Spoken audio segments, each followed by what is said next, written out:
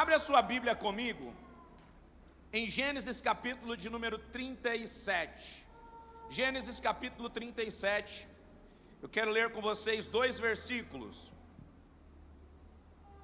Versículos 23 e 24. Quem achou, dá um glória a Deus aí bem forte.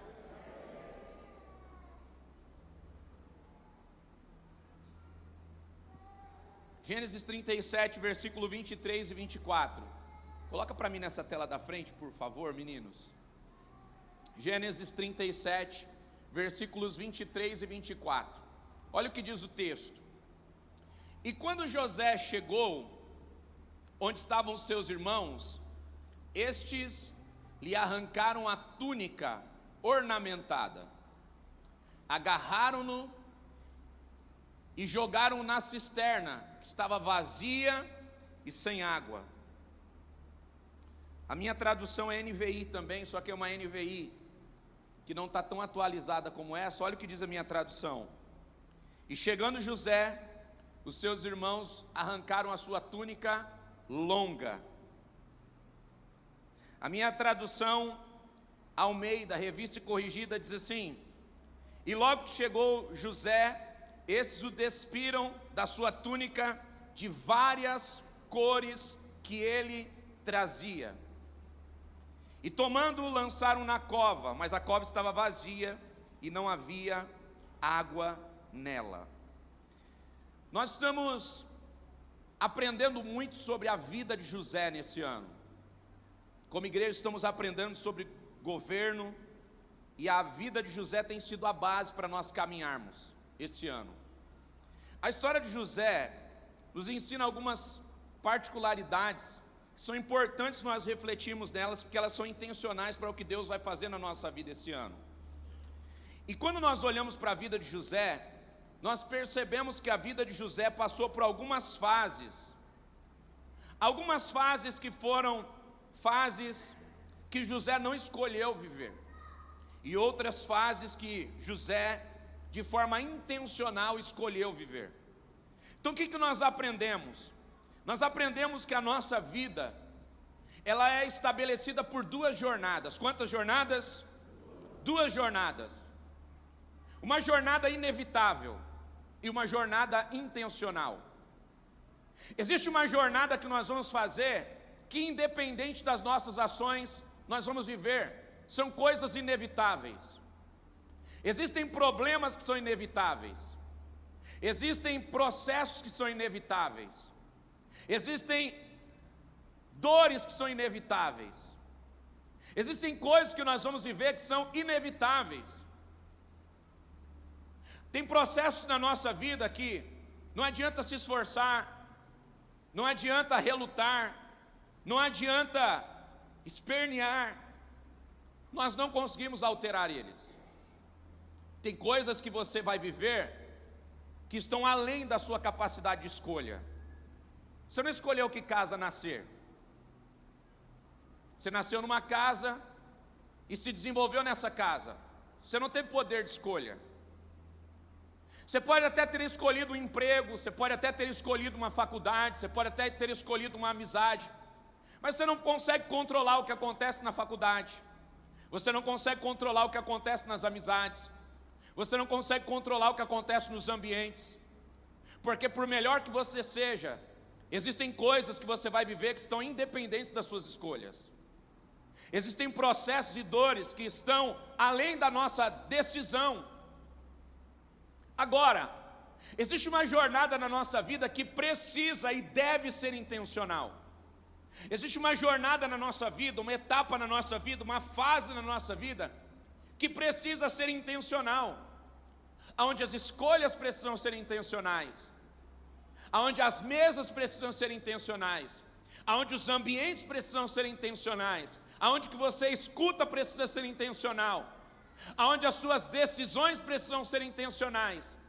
E é justamente nessa fase que você tem o poder de ressignificar o que você não decidiu.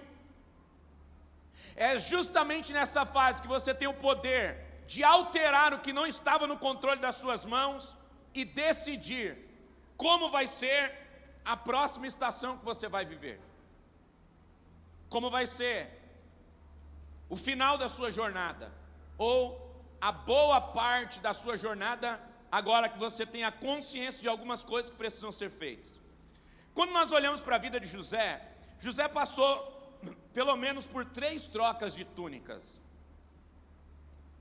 A primeira túnica que José trocou, nós lemos aqui no texto, Gênesis 37. A túnica foi um presente do pai. Essa túnica simboliza favoritismo. O pai deu para ele uma túnica longa e de várias cores.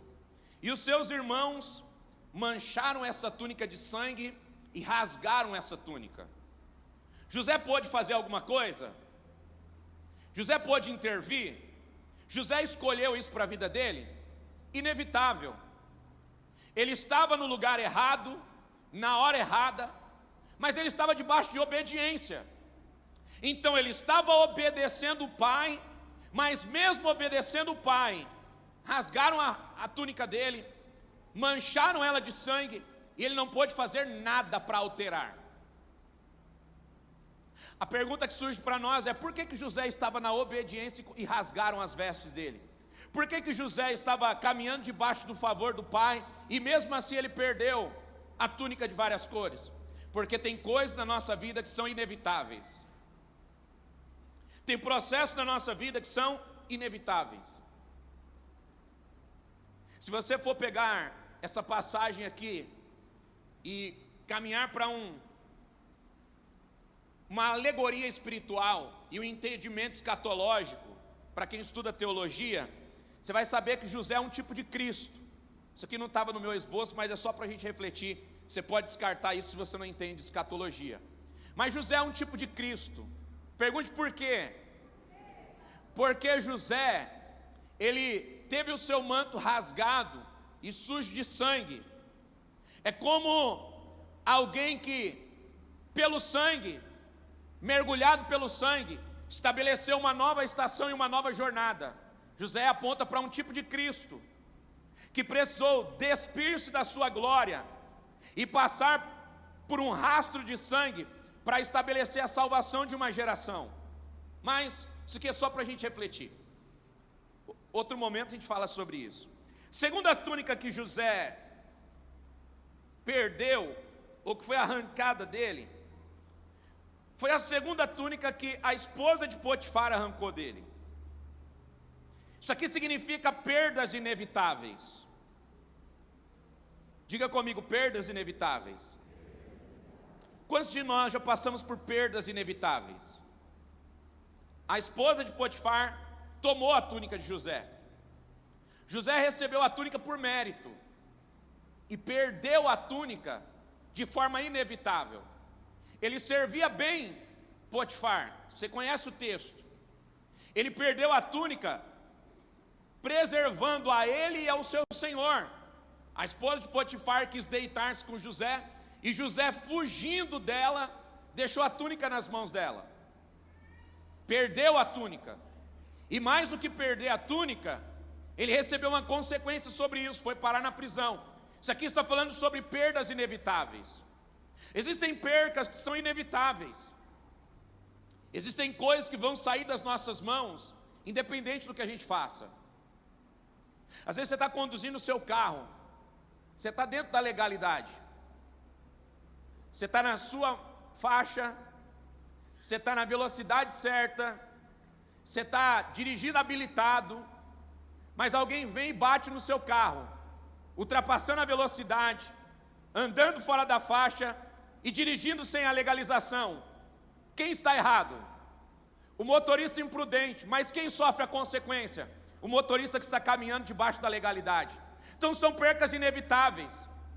Você pode recuperar o carro, mas o trauma da batida fica, é inevitável. Você pode recuperar as coisas, mas o impacto do momento às vezes é irreparável. Você pode ter o seguro para te devolver o carro, você pode ter um plano de saúde para reparar as sequelas do acidente, mas a mácula que fica na sua emoção, na sua lembrança, é irreparável. Então tem coisas na nossa vida que são irreparáveis. São percas inevitáveis, tem coisas que não tem como nós temos o controle.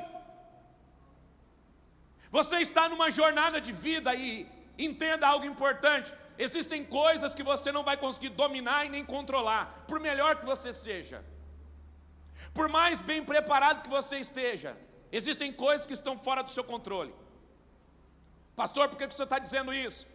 Eu estou te dizendo isso porque você precisa de uma força maior, de um poder maior e de uma capacidade maior para cuidar de você e administrar a sua vida. Quando você não for capaz de resolver, quando você não for capaz de colocar as mãos, quando você não for capaz de solucionar o problema, você precisa de alguém que é maior para governar sobre as suas ações que você não consegue controlar. Quantos estão entendendo isso? Chacoalhe alguém que está do seu lado e diga assim: não sofra por coisas que você não pode alterar. Não é a sua culpa, não é a sua responsabilidade. Não é a sua culpa, não é a sua responsabilidade. Existem pessoas que, diante de percas inevitáveis, estão procurando uma resposta. Pense comigo. Um pai que coloca a sua família no carro e sai para uma viagem.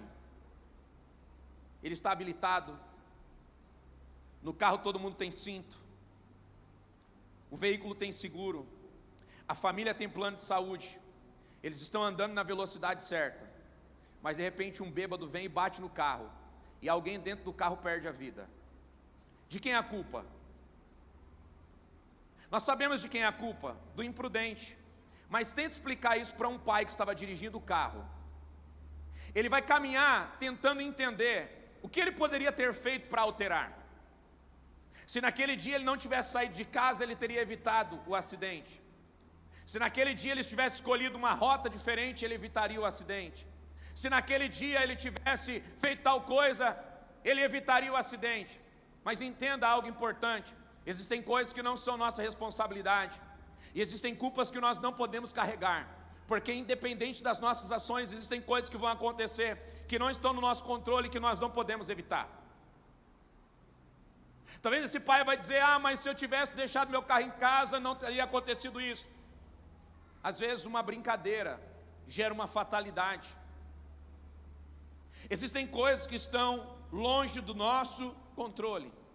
Isso é só um exemplo para você entender isso. A terceira túnica, que é a túnica que José recebeu de Faraó, essa túnica significa a honra de quem não desiste. Essa túnica, ela é intencional. Essa túnica, ela é a consequência. Ela não foi dada por acaso, ela não foi conseguida por acaso, ela é a consequência de uma decisão. Qual decisão? Não desistir, mesmo diante de uma jornada difícil. Não parar, mesmo diante das dores. Não desistir, mesmo quando você recebe algo que você não merecia. A terceira túnica que José recebe, ela é a consequência de alguém que não desistiu e não parou. Sabe o que eu vim aqui te dizer nessa manhã? Se você não parar na dor, se você não parar nas dificuldades que você não escolheu, se você não parar nas adversidades que estão além do seu controle, existe um manto novo que Deus pode colocar sobre você, uma fase nova que Deus pode estabelecer na sua vida, uma honra que Deus pode trazer para as suas ações, um favor que Deus pode trazer para o teu dia, para alguém que não desistiu e não vai parar, independente daquilo que está vivendo até aqui. Eu vim nessa manhã declarar sobre as famílias da IBF 2026, Deus vai estender um manto sobre a sua casa, um manto sobre a sua família, um manto sobre os seus negócios, e o favor dele vai estabelecer, trazendo grandeza, trazendo honra e trazendo favor. Será que tem alguém aqui nessa manhã que recebe essa palavra e pode celebrar de forma antecipada por aquilo que Deus fará?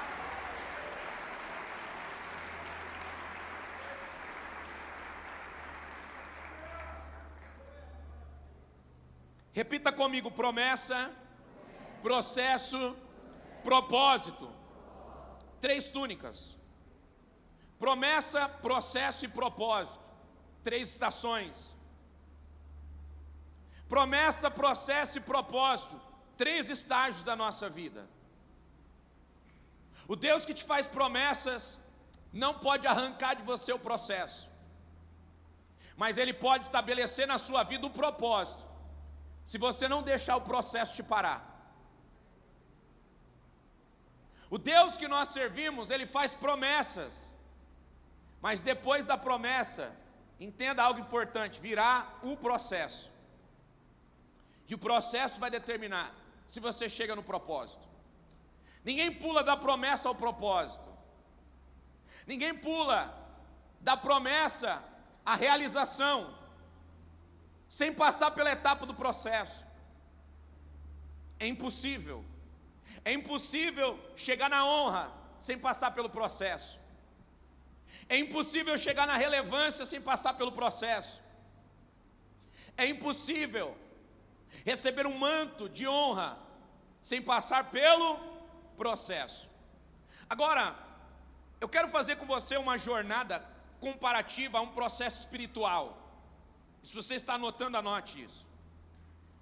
A nossa jornada espiritual, ela também passa por 3 estações.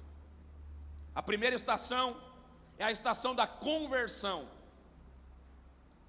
E essa estação, ela é semelhante a tudo que nós falamos até aqui. Por quê? Porque quando você se converte, o Pai coloca um manto sobre você.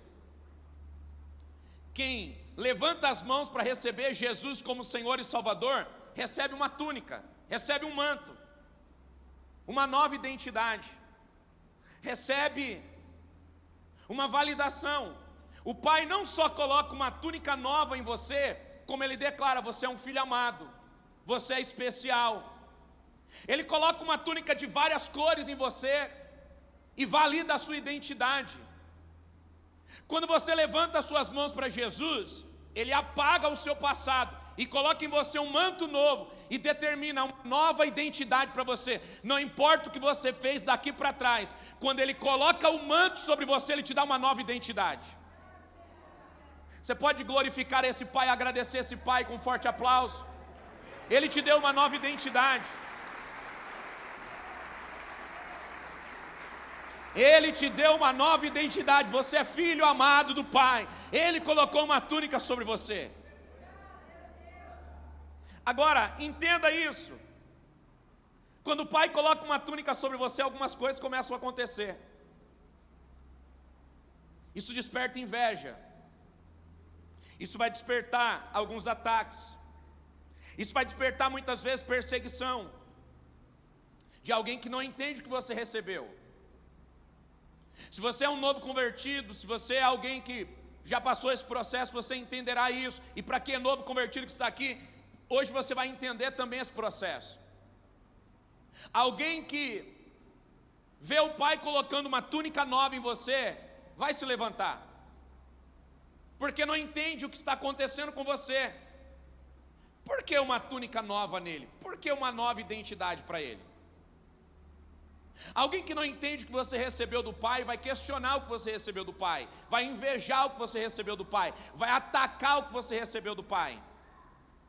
Talvez você nunca recebeu ataque dos seus amigos, mas a partir do momento que você se posicionou, depois de receber uma túnica do Pai, amigos agora vão atacar o que você está fazendo, porque na realidade eles não estão atacando você, eles só te atacam por causa do manto que você recebeu. Diga para alguém que está do seu lado: uma túnica colorida é linda e bela para se vestir, mas vai provocar algumas coisas que estão além do seu nível de proteção.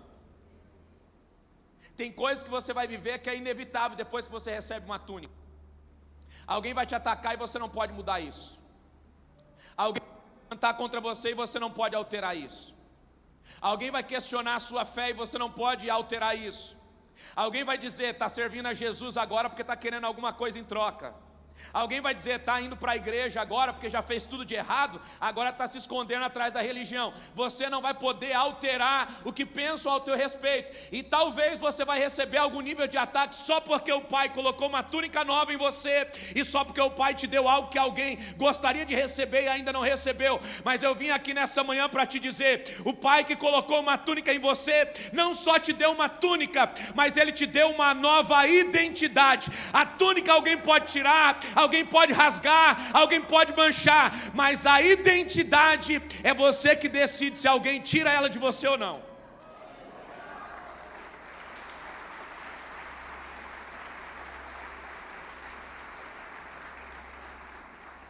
Então, se você está anotando, anote isso. Nem todos vão celebrar a túnica que Deus colocou em você. Se você está anotando, anote isso. Nessa fase, a promessa vem antes do processo. O Deus que te faz promessas não te fala sobre os processos. Nessa fase, a promessa vem antes do processo. Ele te faz a promessa, e por causa da promessa, você suporta o processo. Por que Deus faz promessas antes? Porque Deus quer que você seja interesseiro? Jamais. Deus te faz promessas antes, porque são justamente as promessas que vão te dar a capacidade de suportar o processo. Por que você não desiste? Porque eu sei o que eu ouvi de Deus. Eu tenho uma promessa. Por que você não para? Porque eu tenho uma promessa de Deus, e esse processo não vai ser maior do que a palavra que eu recebi dele. Ei, eu vim aqui nessa manhã profetizar, a promessa é maior.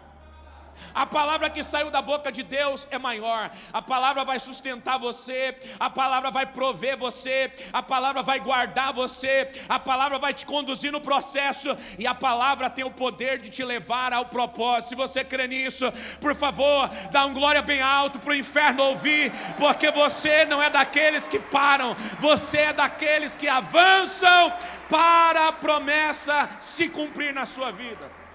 Chacoalha aí pelo menos duas pessoas, diga assim: meu irmão, não pare no processo. Não pare no processo. Diga para alguém aí, você tem uma palavra e você vai chegar ao propósito. Profetiza aí para pelo menos 3 pessoas e diga: você tem uma palavra, você vai chegar no seu propósito.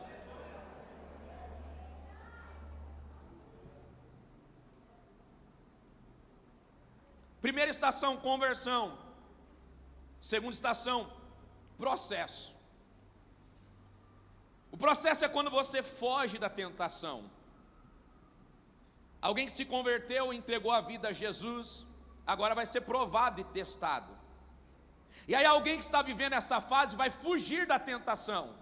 Bebia, vai fugir da bebida, porque está fugindo da tentação. Tinha um vício, vai fugir do vício. Por quê? Porque está fugindo da tentação. Caminhava em infidelidade, vai fugir desse ambiente. Por quê? Porque está fugindo da tentação.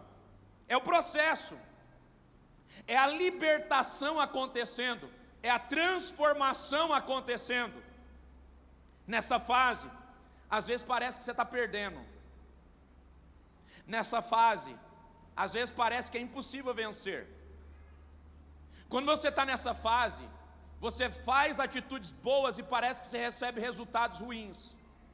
Nessa fase, parece que é impossível vencer o pecado, parece que é impossível vencer a tentação, parece que você luta muito e o resultado é pequeno. Você tenta não errar, e de repente, sem perceber, um pequeno deslize, você falha de novo. É por isso que essa fase é a fase do processo. Nessa fase você busca a honestidade, e parece que você precisa pagar para ser honesto. Parece que você precisa ter percas para construir as coisas que são verdadeiras. Nessa fase você não vê resultados imediatos. Alguém passa o farol vermelho e não acontece nada. Se você passa, você recebe uma multa, causa um acidente. Alguém pega o que não lhe é devido, para todo mundo não acontece nada, mas para você, se você pegar um lápis, você tem consequência. Todo mundo vai fazer a bobagem, mas se você fizer a bobagem, parece que todo mundo dá certo, para você dá errado. Pergunte: por quê, pastor? Porque agora você tem uma túnica colorida, você está em destaque no meio do processo.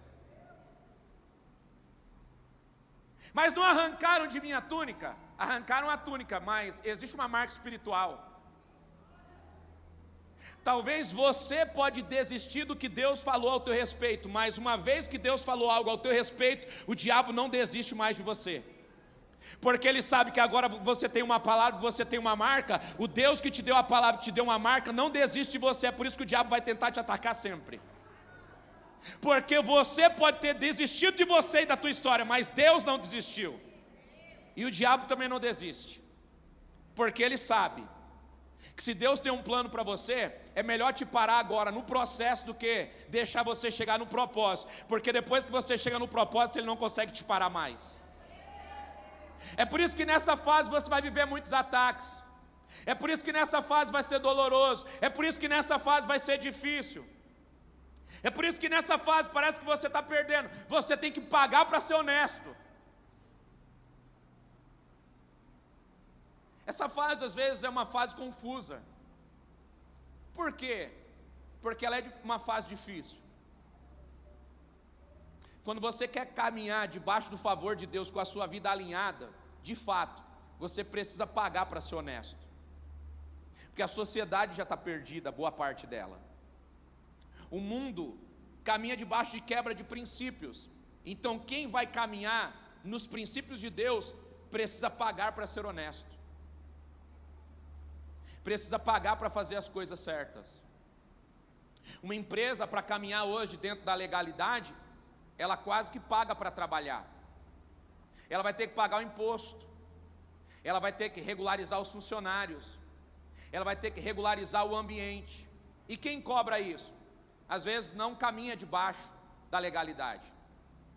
Nós temos aqui próximo da nossa igreja um órgão do governo, uma prefeitura. Se você for lá agora, o ambiente não é acessível. Você não tem uma rampa para entrar, você não tem banheiros acessíveis. Mas para esse lugar aqui funcionar, nós precisamos fazer alguns laudos.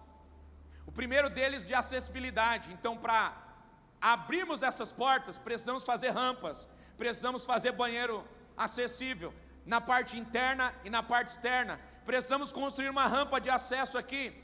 Precisamos dar acessibilidade. O palco, ele é alto, mas obrigatoriamente precisamos fazer uma rampa. Então, do lado de trás aqui desse backstage tem uma rampa, porque um cadeirante pode subir. Do lado de lá tem uma escada, para quem não precisa da rampa. Ou seja, para começar esse ambiente a gente precisa regularizar. E quem cobra a regularização não caminha dentro da regularidade.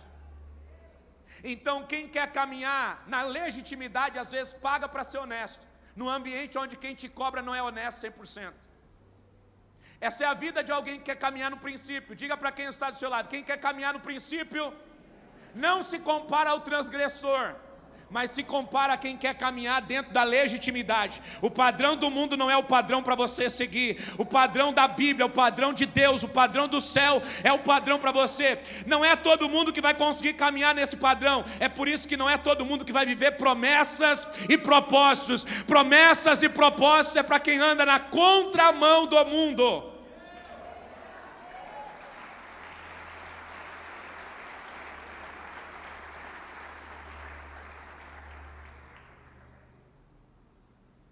Se você está escrevendo, escreva isso.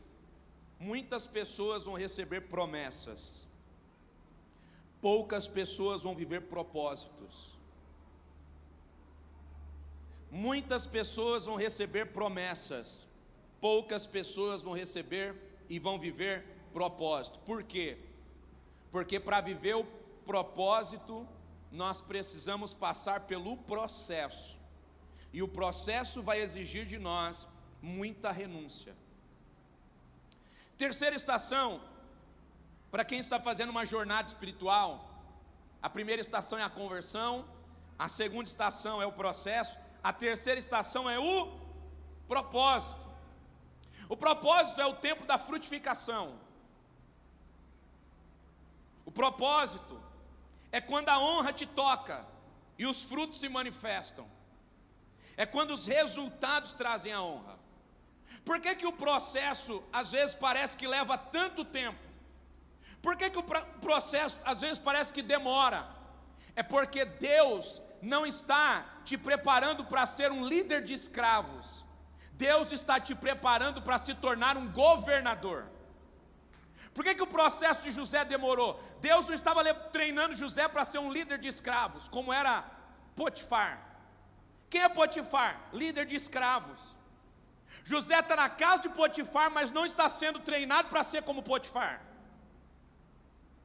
Ele não está sendo treinado para ser um líder de escravos, ele está sendo treinado para ser um governador. Então o treinamento para ele precisa habilitar ele para ser maior do que o ambiente onde ele está. Ei, eu vim aqui liberar uma palavra para você. Você pode estar em um ambiente que está abaixo da promessa que Deus tem para você, e nesse ambiente do processo, Deus está te preparando para você saltar de ambiente para o ambiente do propósito. A casa de Potifar foi um ambiente de treino, mas o treino elevou José para ir além dessa capacidade.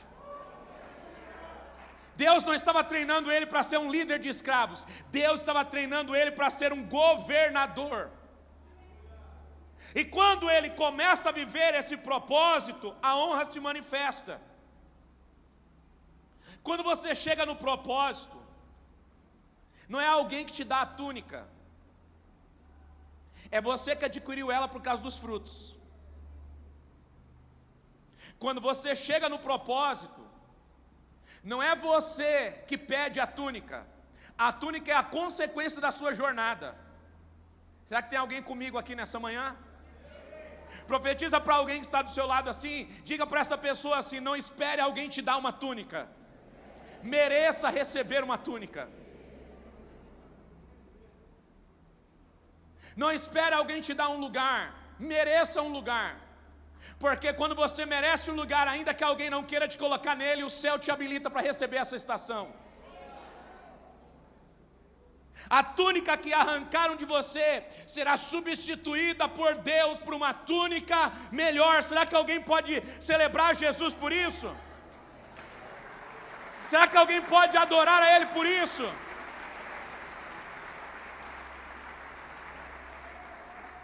Grite bem alto: túnicas atraem inveja, mas propósito atrai o favor de Deus. Pare de correr atrás da túnica e corra atrás do propósito, porque a túnica vai atrair inveja, mas o propósito vai atrair o favor de Deus. Quem recebe uma túnica colorida precisa às vezes até se esconder. Eu vivi uma estação da vida inevitável. Eu vou falar de mim porque aí fica mais fácil para você não se ofender se eu falar de você. Eu vivi uma fase da vida que eu não escolhi o que calçava, não escolhi o que vestia, era uma fase inevitável. Eu recebia o que me davam, eu vestia o que sobrava. É uma fase que eu não tenho o que fazer. Agora eu vivo uma outra estação. Eu posso comprar o que quiser para vestir, eu posso colocar o que quero para vestir, só que agora eu também entro numa nova responsabilidade. Porque podendo vestir o que eu quero, podendo calçar o que eu quero, podendo andar onde eu quero, eu vou andar e viver com pessoas que não podem fazer isso, então eu sou responsável também por elas. Pergunte por quê? Porque a Bíblia diz que se comer carne escandaliza o teu irmão, não faça. Então, mesmo podendo fazer, eu preciso caminhar com uma vida moderada. Porque o que vai trazer relevância para a sua vida não é o que você vive quando você não pode alterar as decisões, mas é o que você vive quando você pode alterar as decisões e você faz por consciência. É nessa hora que você prova para Deus que você está preparado para a honra. É nessa hora que você prova para Deus aonde está o seu coração. É nessa hora que você prova para Deus que o processo deu para você maturidade para chegar ao propósito, e no propósito não vai se perder.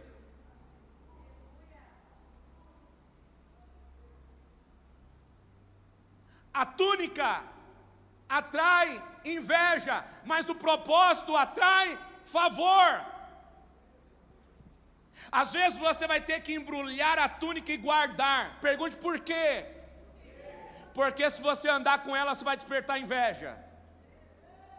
E você precisa ter ela guardada para entender o porquê você recebeu ela. Você recebeu ela porque é responsável. Você recebeu ela porque amadureceu. Você recebeu ela porque está caminhando no propósito. E agora você já amadureceu tanto que você não precisa mais caminhar com a túnica de várias cores. Essa túnica de várias cores não é mais algo que você veste, é algo que você é. Você está aqui ou não, irmão? Agora era para você dar o glória a Deus mais alto. Diga para quem está do seu lado assim: tem horas que você quer se vestir para ser, e tem hora que você é e não precisa se vestir. Tem horas que você quer mandar para exercer poder, tem hora que você tem poder e não precisa mandar. Você está aqui ou não? A autoridade não é algo que se impõe. A autoridade é algo que chega quando a sua presença chega. A autoridade é algo que vem para o ambiente onde as escolhas que você vai fazendo vai trazendo peso sobre o lugar onde você está. Não exerça autoridade pela imposição. Exerça a autoridade pelas escolhas que você faz, e vai trazer para a sua volta uma sebe, algo que vai proteger as suas decisões e as suas ações. Eu vim aqui nessa manhã pregar para alguém que vai ser tão sábio nas decisões. Eu vim aqui pregar para alguém que vai caminhar debaixo de tanta maturidade, aonde tudo que você fizer, aonde tudo que você tocar, aonde tudo que você colocar a mão, vai atrair o favor de Deus, vai atrair a bênção de Deus. Aleluia.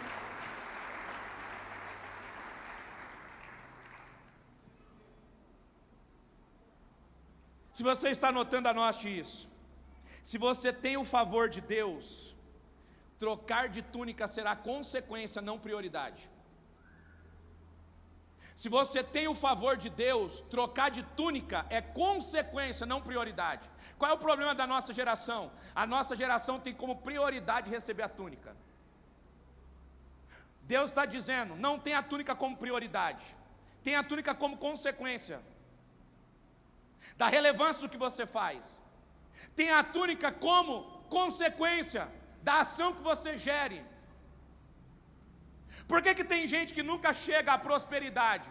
Porque tem como prioridade a prosperidade. Por que você está abrindo a empresa? Estou abrindo a empresa porque eu quero ser rico. Qual é a prioridade? Riqueza. A riqueza, ela não pode ser prioridade. A riqueza precisa ser consequência.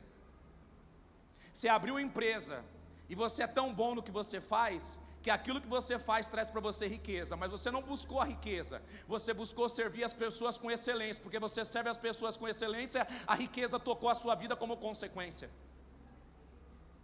Porque você quer ser um líder?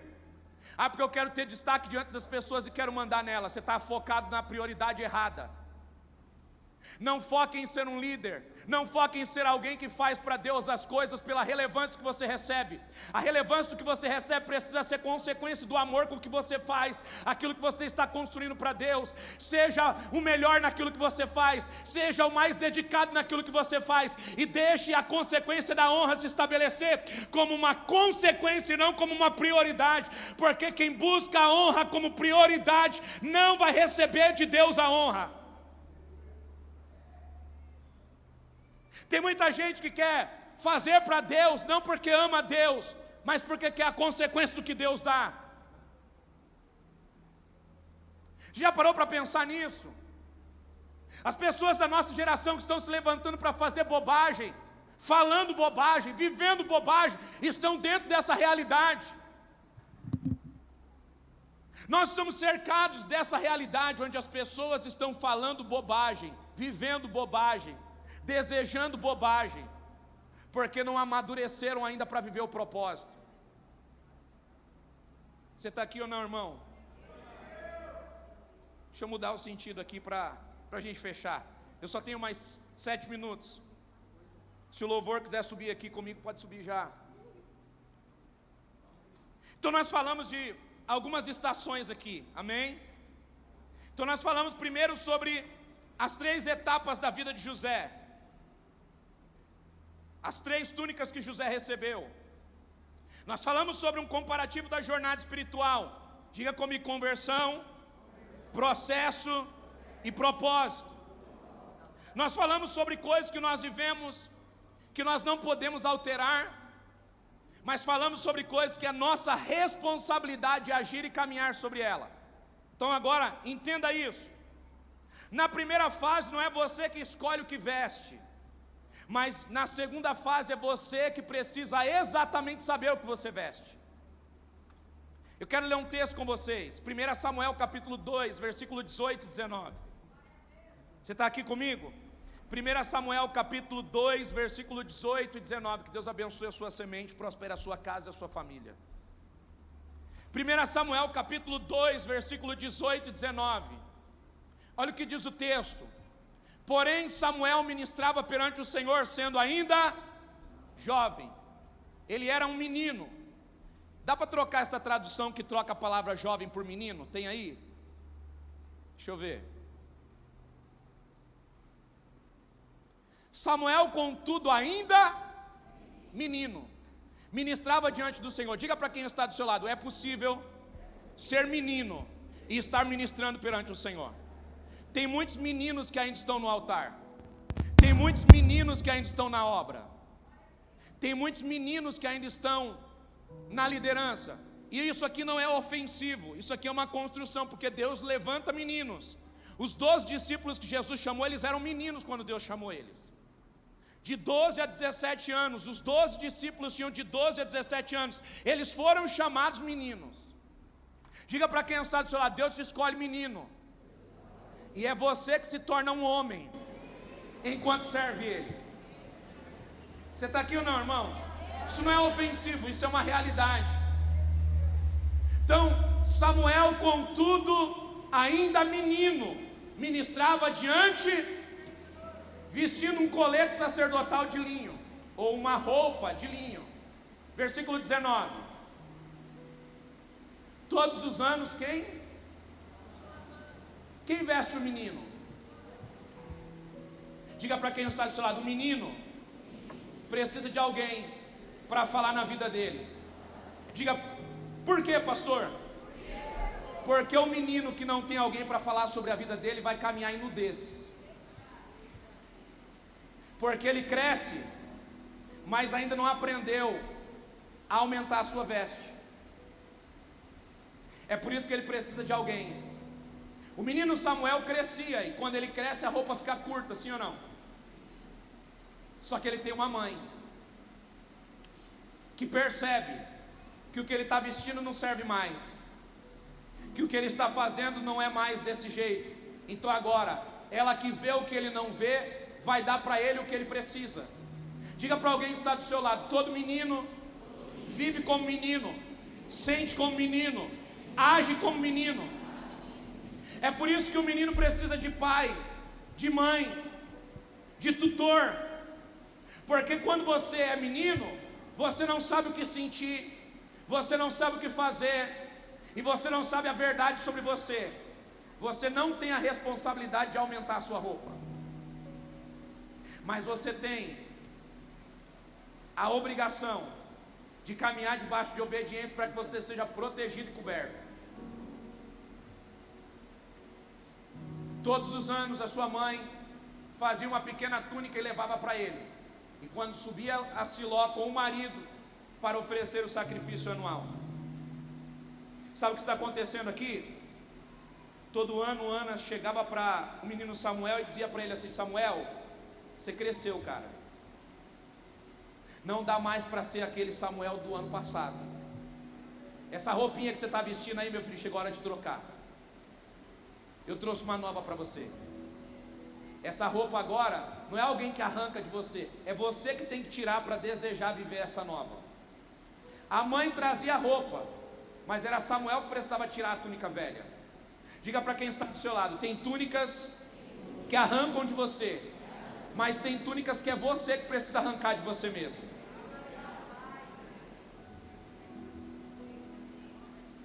Diga para alguém que está do seu lado: deixa eu ser profeta para a sua vida.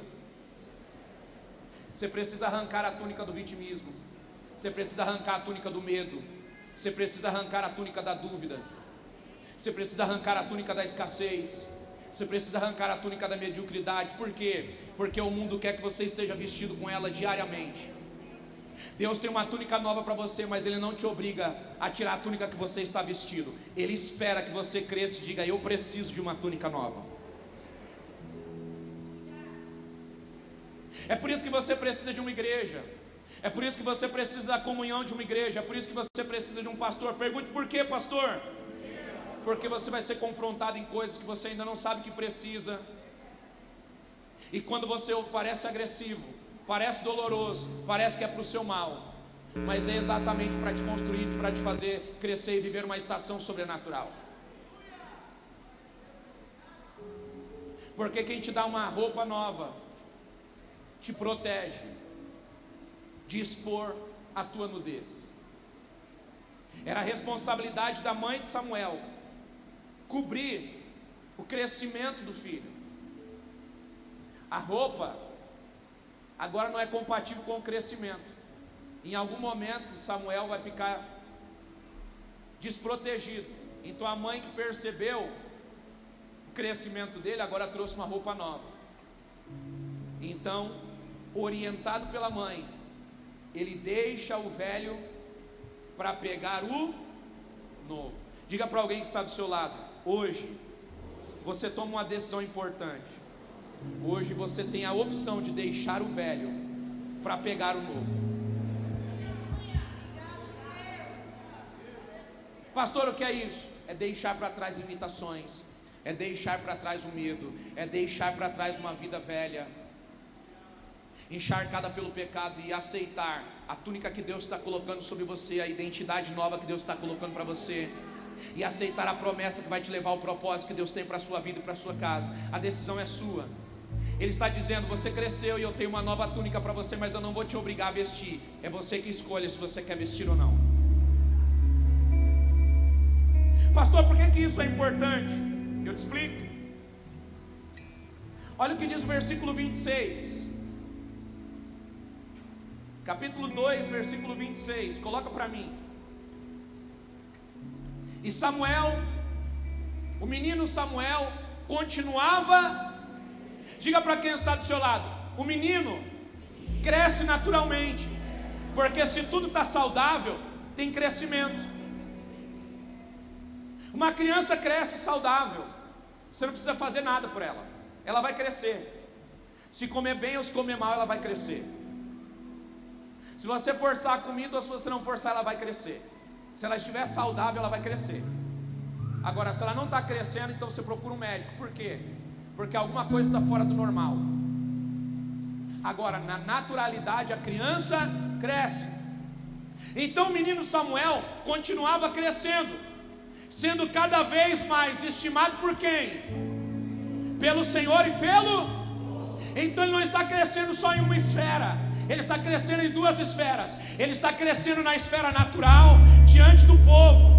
Diante do povo ele tem uma postura boa. Diante do povo ele tem uma postura legal e ideal. Diante do povo ele tem um comportamento bom. Mas diante do céu ele tem uma postura. Ele não é alguém que milita só no ambiente natural, ele é alguém que milita também no ambiente sobrenatural. Ei, a relevância do que Deus vai fazer na tua vida não está só naquilo que você faz para as pessoas, porque para as pessoas você pode ser extraordinário. O problema é que se a forma extraordinária parar aí, porque você pode me achar um pregador incrível, você pode me achar alguém que fala muito bem, mas a perspectiva de Deus ao meu respeito pode ser diferente. Porque eu posso ser alguém de honra para as pessoas e posso ser alguém desprezível para Deus. Por quê?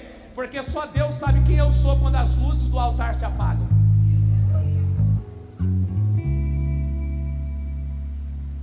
Eu estou falando de mim para você não se ofender e entender isso. Não importa o que as pessoas falam de você, é importante que você cresça em estima diante delas. É importante que as pessoas respeitem o que você faz, Mas é importante você perceber que o seu crescimento não pode ser só ordinário, ele também precisa ser espiritual, ele também precisa ser um crescimento que toca o coração de Deus. Por quê? Porque quando as coisas naturais não fluírem, as coisas sobrenaturais vão te levar ao centro do propósito. Quando você fizer tudo e mesmo assim estiver diante do mar, é a sua relevância diante de Deus que vai fazer o mar se abrir. É o que você produziu no secreto que vai fazer o mar se abrir. Quando você fizer todo o seu melhor e mesmo assim você for parar numa cova, é nessa hora que não é a habilidade, não é o que você sabe, mas é o relacionamento que você tem com Deus, que vai fazer o leão fechar a boca e não tocar sobre a sua vida.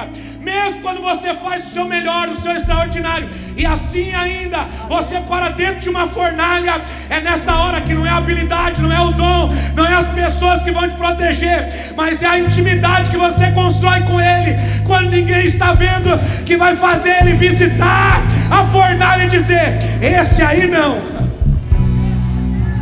Porque ele não cresceu só diante das pessoas, ele também cresceu diante de mim, e eu vou visitar ele onde ele estiver. E Samuel crescia diante das pessoas e diante de Deus. Crescer diante de Deus não é obrigação, é decisão. Todo domingo você pode vir para cá com uma vasilha e Deus pode encher ela para você. O pastor pode te ajudar a encher ela. E tudo bem, enquanto você é um menino. Pastor, eu preciso de uma oração. Líder, amigo, eu preciso de uma oração. Você está no lugar certo, no ambiente certo, pedindo o que é certo. Por quê? Porque você ainda é um menino, então você precisa de alguém que ore por você, abençoe você, impõe as mãos sobre você e está tudo certo. Agora quando você cresce, essa atitude já não te cabe mais. Quando você cresce, agora você precisa ter uma ação diferente. Qual é a ação diferente? Agora você entende que você continua precisando de oração, mas agora não é mais alguém que ora por você. Agora é você que assumiu a responsabilidade e a decisão de dizer: na primeira fase alguém orava por mim, agora eu quero orar por mim, porque eu sei que eu preciso crescer em relacionamento com Deus. Agora não é alguém mais que coloca a túnica em você, agora é você que coloca a túnica sobre você. Agora é você que decide que você precisa continuar crescendo. Agora é você que decide que precisa continuar avançando. Agora é você que decide: essa estação não me cabe mais, eu quero uma nova postura para mim. E aí você começa a fazer o que você sabe que é preciso, e agora ninguém precisa te mandar mais. Na primeira fase a mãe olha para você e diz assim: menino, vai tomar banho, vai trocar de roupa.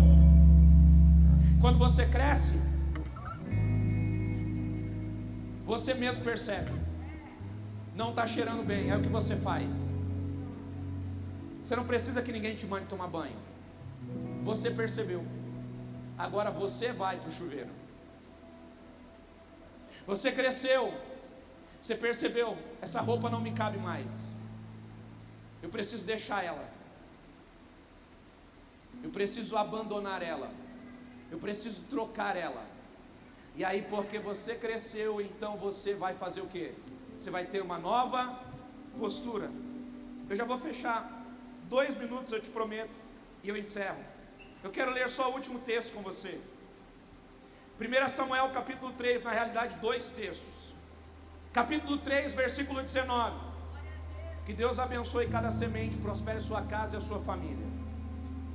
Capítulo 3, versículo 19. Vamos ler juntos no 3? 1, 2, 3.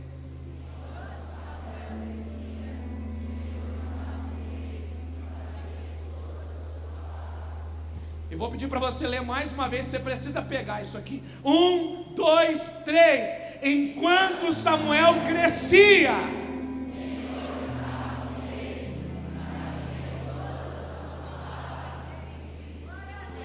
o Senhor estava com ele. O Senhor estava com ele. E porque o Senhor estava com ele, tem uma consequência. Qual é a consequência? não tem a ver com as palavras de Samuel, tem a ver com quem está com Samuel. Diga para quem está do seu lado: tem coisas que não é você, é quem está com você. Diga para alguém que está do seu lado: quando você chega no ambiente, não é a sua presença, não é a sua habilidade, é quem entra com você no ambiente. Vai para a reunião, leva Deus. Vai tomar decisão, leva Deus. Está crescendo? Não deixa Deus de lado, porque é possível você crescer sem ter Deus. Cresceu nas finanças, mas Deus não está com você nas finanças. Qual é o problema? O problema é que quando você precisar de algo que vai além do dinheiro, você não consegue avançar. Cresceu na habilidade sem Deus. O problema é quando você precisar de algo que vai além da habilidade, você não avança. É por isso que tem gente que tem dinheiro, mas não tem algumas coisas. É por isso que tem gente que tem dom, mas não consegue avançar para o ministério. Por quê? Porque o dinheiro vai até um limite, porque o dom e a habilidade vai até um limite. Tem estações que você só atinge por quem está com você, não pelo que você tem. Tem gente que tem dinheiro e está se rendendo a alguém que tem dom. Tem gente que tem dinheiro e está se rendendo a alguém que tem dom. Tem gente que tem dinheiro e quando chega diante de um médico, se rende a quem tem o quê? Um dom. Tem gente que tem dinheiro e mesmo tendo dinheiro, não sabe o que fazer com o dinheiro, e aí se senta com alguém que tem um. Eu tenho muito dinheiro, mas eu não sei o que fazer. O dinheiro está roubando a minha paz. O dinheiro está levando meu tempo. Todo mundo me procura por causa do dinheiro, não me procura mais por causa de quem eu sou. Todo mundo me procura para pedir ajuda. O meu filho está se perdendo porque eu não sei dizer não para ele. O meu casamento está se perdendo porque agora minha esposa não me ama, ela ama o que eu dou para ela. É quando o dinheiro faz algumas coisas, mas não resolve tudo. Você está aqui ou não? Eu paro ou continuo? Só se você me der mais 2 minutos, porque os 2 que eu pedi já acabou. Quem me dá 2 minutos aí? 2, 4, 6, 8. Dá para terminar. O menino Samuel crescia, e porque Deus estava com ele, as suas palavras. Bota de novo esse texto para mim.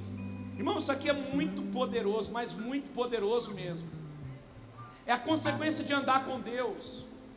Enquanto Samuel crescia, o Senhor estava com ele e fazia com que todas as suas palavras se cumprissem. Ter Deus na vida traz para a vida uma consequência. Isso é muito poderoso. Agora, escute isso. E aqui eu quero que você tenha muito temor no que você vai ouvir. Se você não me ouviu até agora com atenção, escute isso agora nesses últimos 2 minutos. Se você tiver que abrir mão de tudo que eu falei, pega isso aqui agora como prioridade. Samuel cresceu em um ambiente aonde havia perdição. Vou construir o contexto. Aonde Samuel mora? Ele mora com Eli. Eli é um sacerdote. O sacerdote tinha filhos. Você conhece a história? Os filhos de Eli faziam o quê? Tinha uma vida promíscua. Eles eram filhos de sacerdote, tinham uma vida promíscua. Aí Deus levantou dentro do templo Samuel. Você lembra disso? Até o sacerdote se perdeu. Você lembra que chegou uma fase que até o sacerdote Eli não ouvia mais Deus? Aí Deus falou com quem? Com Eli. Não, Deus falou com Samuel. Por quê? Porque Eli já não ouvia mais. Então esse Samuel que está crescendo, quando ele precisa de uma roupa, a mãe coloca. Quando ele precisa de alguma coisa, a mãe vem e coloca sobre ele. Só que ele está crescendo. Enquanto ele está crescendo com Deus, Deus está validando tudo que ele faz. Só que teve um momento da vida dele que ele parou de andar com Deus também. Teve um momento que o Samuel, que era filho, se tornou o Samuel pai. O Samuel, que era alguém colocava roupa sobre ele, Agora ele é alguém que precisa colocar a roupa sobre alguém. Porque na vida nós vamos viver essa fase aonde Deus vai permitir que alguém coloque roupa em você, mas vai chegar uma hora que você vai ter que colocar roupa sobre alguém. Existe um momento na vida aonde você vive coisas independente do que você faz. Agora existe uma fase da vida que você precisa ser intencional no que você faz. Você precisa ser intencional no ambiente que você senta. Você precisa ser intencional nas pessoas que você ouve. Você precisa ser intencional nas decisões que você toma. Você precisa ser intencional com a raiva que você sente, o que você faz com ela. Porque você vai sentir muita raiva. O problema não é o que você sente, é o que você faz depois que você sente. Irmão, todo dia eu estou a ponto de explodir. Porque o meu temperamento é assim. Todos os dias eu preciso controlar a minha raiva. Esse é o meu temperamento. Eu sou sanguíneo ao extremo, com um pouco de colérico e um pouco de analítico. A parte analítica que me faz olhar, refletir, pensar e repensar, para decidir depois. Só que decidindo como um sanguíneo, a minha decisão não é pela metade, ela é 1000%, ela não é 10%, 20%, ela é 1000%. Se eu falar eu vou treinar 200 vezes no ano. Se eu falar eu vou fazer dieta radical. Se eu falar eu vou ler a Bíblia radical. Se eu falar eu vou correr 3 km, 5 km, 10 km. Por quê? Porque é a minha personalidade.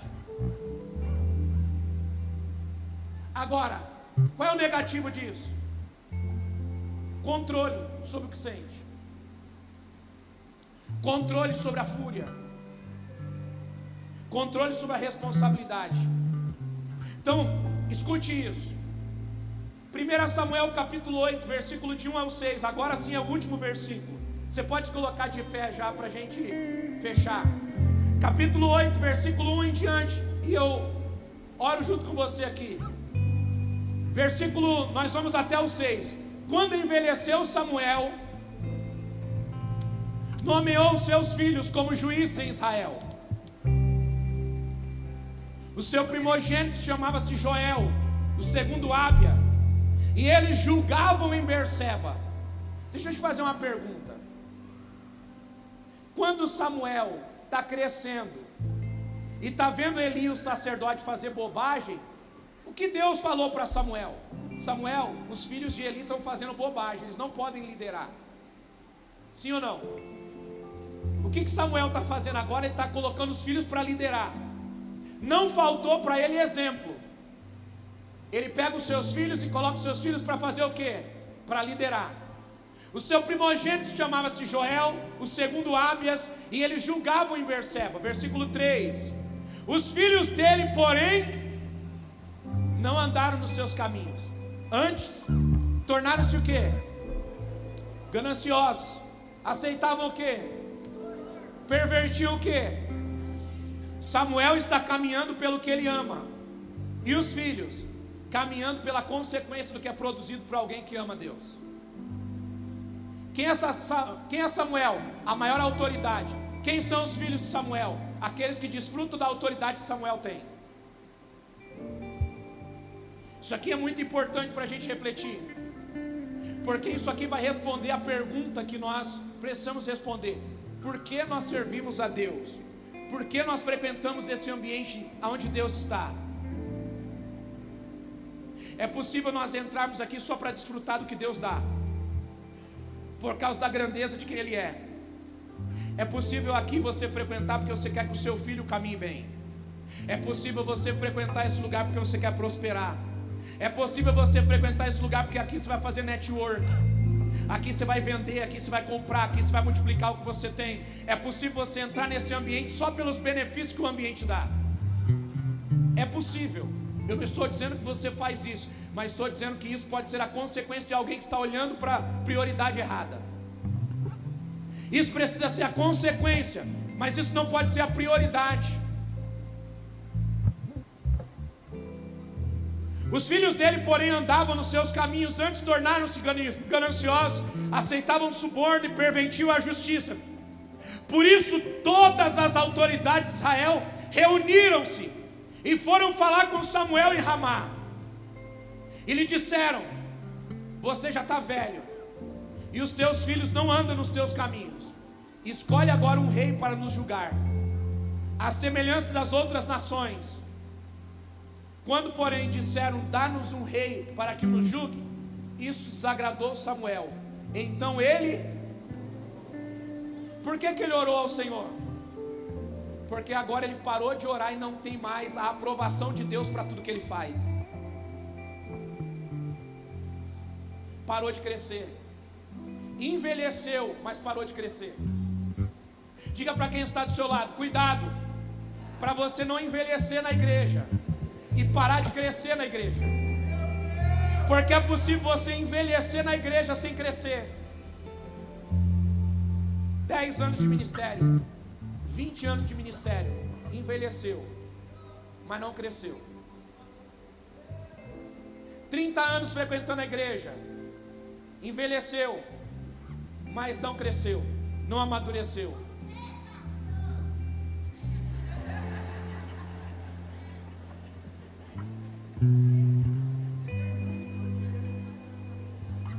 Por quê, pastor? Já aprendeu. Porque envelhecer, diga assim: envelhecer é consequência, amadurecer é decisão.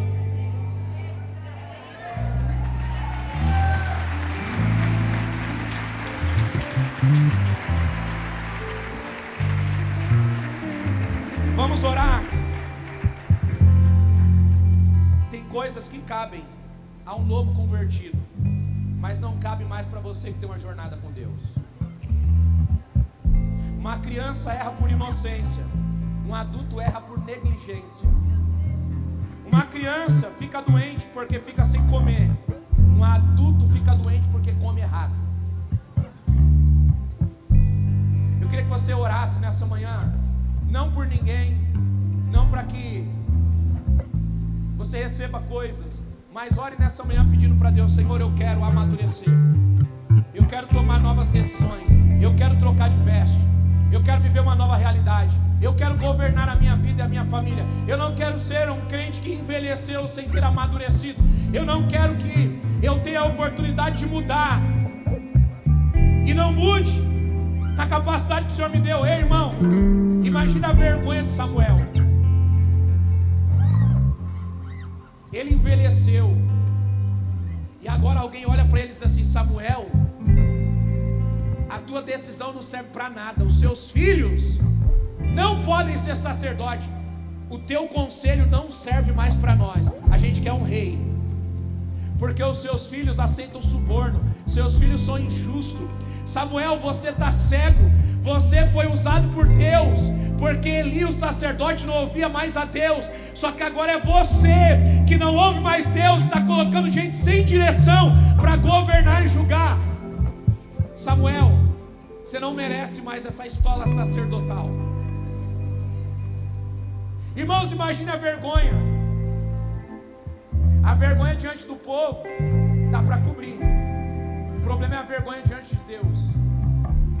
Pai, nessa manhã nós oramos e clamamos para que o Teu Espírito venha sobre nós, para que o Teu Espírito nos cubra, para que o Teu Espírito nos faça amadurecer, crescer. Pai, que essa manhã não seja qualquer manhã, mas que essa manhã, Senhor, seja um delimitador das nossas vidas. Que a partir dessa manhã saiamos daqui amadurecidos, renovados, para viver uma nova estação. Pai, abre a nossa mente, nos dá uma mente de governo, toca o nosso coração, toca a nossa vida, nos faz viver como filhos, filhos maduros, que caminham para decisões sábias, filhos maduros, que não vão errar por negligência, filhos maduros que vão caminhar desejando a Tua presença, desejando a Tua validação. Pai, amadurece a cada um de nós que estamos aqui nessa manhã, levanta famílias fortes, famílias que fazem não o que querem, mas o que precisam, que constroem o seu lar, não, ó Deus, por coisas que são boas, a alegria passageira não, mas aquilo que é necessário, fazem aquilo que é desconfortável, mas necessário para o crescimento. Oram juntos, corrigem postura, caminham em fidelidade, pontuam um ao outro. Pai, levanta casas fortalecidas, levanta famílias fortalecidas. Que a tua palavra abra a nossa visão nessa manhã, que a tua palavra nos dê clareza nessa manhã. Pai, nós queremos amadurecer. Troca as nossas vestes nessa manhã para cobrir a nossa nudez. Que as nossas decisões incoerentes sejam alinhadas a partir de hoje. Que os nossos desejos, Senhor, incoerentes sejam alinhados a partir de hoje. Nos ensina a caminhar debaixo da tua presença, do teu favor. É o que nós te pedimos nessa manhã. Para a glória do teu nome, Jesus, nós oramos e te agradecemos. Eu encerro essa reunião fazendo 2 convites. Eu queria que toda a igreja fechasse os olhos. O primeiro convite é para você que está aqui entre nós e hoje precisa tomar a decisão mais importante da sua vida. Alguém te trouxe até a igreja, alguém te convidou para estar aqui, mas agora a decisão é sua de trocar de roupa, trocar de veste.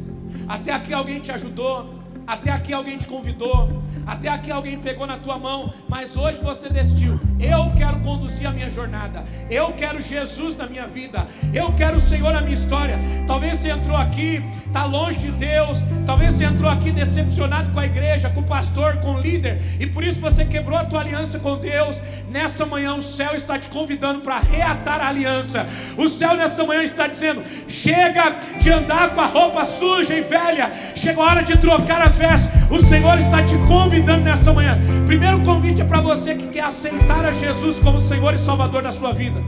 Segundo convite é para você que quer se reconciliar com Jesus.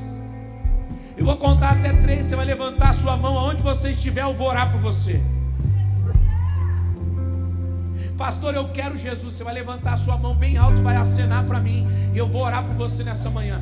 Eu conto 1, todo medo vai embora, toda dúvida vai embora, todo medo vai embora. Eu conto 2, o Espírito Santo te toca, o Espírito Santo te habilita, o Espírito Santo te dá coragem para você tomar a melhor decisão da sua vida. Eu conto 3 e você decide. Cadê a sua mão erguida? Deixa eu ver. Cadê a sua mão erguida? Deixa eu ver isso, deixa eu ver. Cadê a sua mão erguida? Deixa eu ver. Deixa eu ver que você amadureceu e está tomando a decisão mais importante da sua vida. Deixa eu ver que você é protagonista da tua história e não vai parar na dor, não vai parar na limitação, mas vai avançar para uma nova estação. Deixa eu ver a sua mão erguida.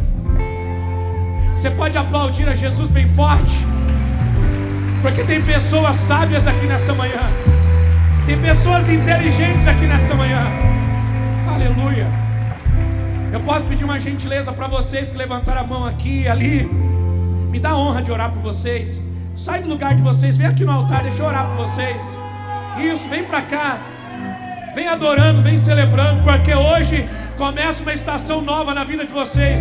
Uma estação de crescimento, uma estação sobrenatural, uma estação de abundância, uma estação de favor. Está começando a estação de favor na vida de vocês. Quem tem Jesus na vida vai atrair favor divino. E é isso que eu vim aqui declarar sobre a vida de vocês. Vou pedir para vocês colocarem a mão assim no coração. Eu vou orar por vocês. A igreja toda vai orar por vocês. Essa primeira oração vocês recebem. É a primeira fase. Alguém ora por vocês, alguém abençoa vocês. Eu queria que toda a igreja estendesse as mãos para cá. Pai, nós abençoamos a vida dos teus filhos. Nós declaramos, ó Deus, que a partir de hoje começa uma grande transformação na vida dos teus filhos e das tuas filhas. Declaramos, ó Deus, um tempo de favor. Declaramos um tempo de abundância. Declaramos um tempo de sabedoria. Declaramos, ó Deus, que a partir de hoje eles vivem uma nova história. Eles estabelecem um novo tempo para a vida deles. Pai, como pastor eu oro e abençoo a vida dos teus filhos. Declaro a Deus uma estação nova. Declaro favor divino sobre eles. Declaro que a tua bênção e o teu favor se estabelece sobre cada casa aqui representada. Declaramos, ó Deus, que o mal não prevalece mais sobre a vida dos teus filhos. Declaramos, ó Deus, que eles não vão ser governados mais pelos sentimentos, mas eles vão ser governados pela maturidade. Eles não vão ser governados pela ausência, mas eles vão ser governados pelos céus. É o Senhor que a partir de hoje reina sobre a vida deles, reina sobre a família deles e reina, Senhor, sobre tudo que eles vão realizar. Como igreja nós abençoamos cada família aqui nesse altar, para a glória do Teu nome. Essa próxima oração só vocês podem fazer, e nós vamos fazer juntos. Coloca a mão no seu coração, você vai repetir comigo essa oração. Você vai dizer: Pai, o Teu amor me encontrou, e hoje eu me entrego a esse amor. Eu te peço, perdoa os meus pecados e escreve o meu nome no livro da vida. Me dá acesso à salvação e à vida eterna, e me faz viver como um filho conduzido pelo Senhor, que é o meu Pai. Que a minha vida seja extraordinária e que ela sirva de exemplo para abençoar todos os meus familiares a partir de agora, para a glória do Teu nome, Jesus. Amém e amém. Glória a Deus. Essa foi uma oração tão breve, mas tão poderosa. Essa oração hoje foi ouvida pelos céus. A Bíblia diz que Jesus jamais rejeita a oração de um filho, e hoje Ele ouviu a oração de vocês. Pelo menos 3 coisas acontecem imediatamente para quem recebe Jesus. Primeiro, o nome de vocês está sendo escrito no livro da vida. Jesus está recebendo vocês como filho. Ele está recebendo vocês de braços abertos. A Bíblia diz que quando um pecador se arrepende, no céu há festa. E a festa que começa no céu, mas não para no céu, toca a terra. Hoje tem uma igreja feliz pela decisão de vocês. Hoje tem anjos celebrando diante de Deus por causa da decisão de vocês, porque não foi qualquer decisão, foi uma decisão importante. E hoje vocês estão ganhando uma família nova, gente que vai interceder, orar e caminhar com vocês nessa jornada. E eu quero apresentar essa família para vocês. Vocês querem conhecer? Vou pedir para vocês darem meia volta assim comigo, ó. Meia volta. Meia volta. Sejam bem-vindos à família IBF. Sejam bem-vindos à nova estação de vocês. Que Deus abençoe sua casa, sua família. Que vocês vivam sobrenatural. Será que alguém pode celebrar com mais força?